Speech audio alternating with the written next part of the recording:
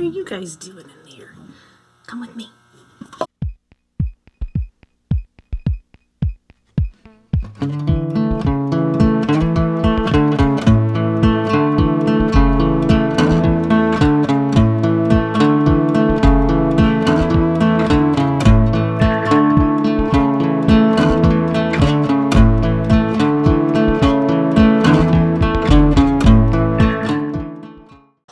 Today, we are going to be going out and doing some astrophotography with my uncle. I'm really excited. Remus here is not going to be going with us. He is still a puppy. He still needs his rest. We're going to be leaving at about 6 o'clock tonight and getting back probably 2 or 3 in the morning. So this little pupper needs rest for sure. So what is astrophotography? Astrophotography is one of my hobbies. Well, photography in general is one of my hobbies, but astrophotography is one of them. You go out, middle of the night, shoot pictures of the stars, the Milky Way. You have to go where there's not very much light pollution. So where we're going is like a 3-hour drive out into the middle of nowhere. Very few people live out there.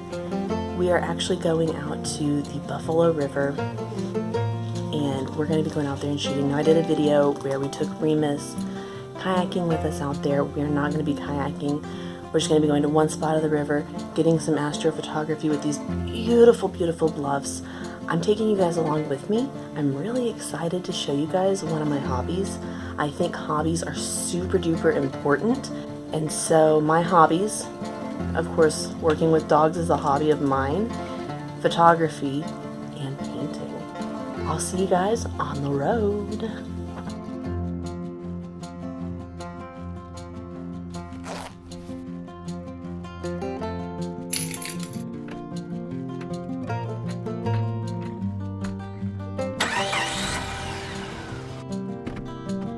Alright guys, just left the house and I am headed up to meet with my uncle. I wanted to tell you guys a little bit about astrophotography. The most important thing when you're going out to get pictures of the Milky Way are the conditions. You need to be in a place with very little to no light pollution. There are different light pollution maps you can look up online that'll show you where the light pollution is and where good spots to go are. So that's the first thing, really low light pollution. The second thing also has to do with light pollution, and that's the moon. You either need to have a new moon, or the moon needs to have already set or not risen yet. Luckily, the moon is setting at like 9 o'clock tonight, so really by the time it gets dark, the moon's gonna have been set. The moon's also, tomorrow will be the new moon, so even if the moon were out, it would be very little light. So luckily, those conditions work out. Now, the third thing with conditions that you need to know is cloud cover. You really need a clear sky, very little to no clouds at all. Those are the 3 environmental conditions, and those are the 3 most important things. Your camera can vary, your lens can vary. As long as you have adjustable settings and it's not on your smartphone, you actually have a decent quality camera, you can get some phenomenal astrophotography shots. I'm not going to go into all the details on the settings. There are tons of videos that go into the setting details for each camera type, because it really varies on the camera, the lens, your location, etc., on what specifically you need to use on the settings. So I'm not going into that in this video. The game plan is to get out there, get set up, kind of get everything ready, wait for it, because we're going to get there pretty close to dusk. Wait for it to get dark, wait for the Milky Way to position itself, which it should be about 10 or 10:30 when the Milky Way does that. As long as these few passing clouds that we have move on out, or at least are spread out enough to where we can get some good shots, I think we're going to have a really nice time. So everything was going really smooth until this happened.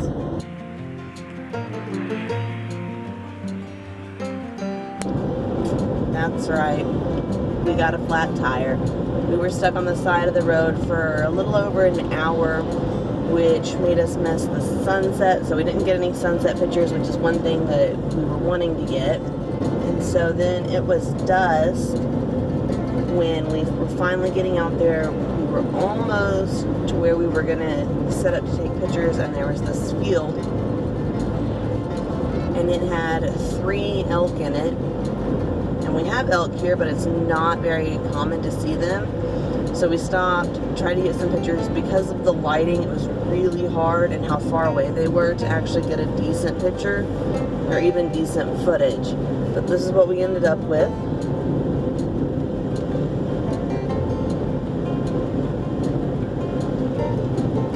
Pretty much after that point, it was too dark to film anymore. So I didn't film anything else after that.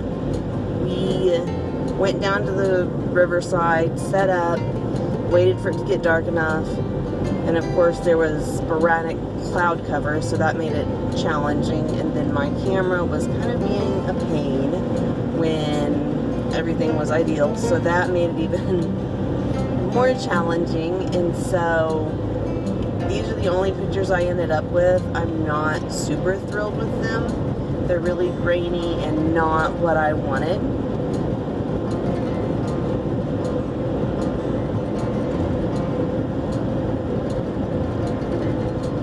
I ended up getting home pretty much right at 1 a.m. and crashed. I was so tired. I passed right out and slept all the way till 6:30 this morning. So I got a fair amount of sleep, but not a ton. I'm so glad you guys came with me on this adventure. If you guys want to go on more adventures like this with me, let me know.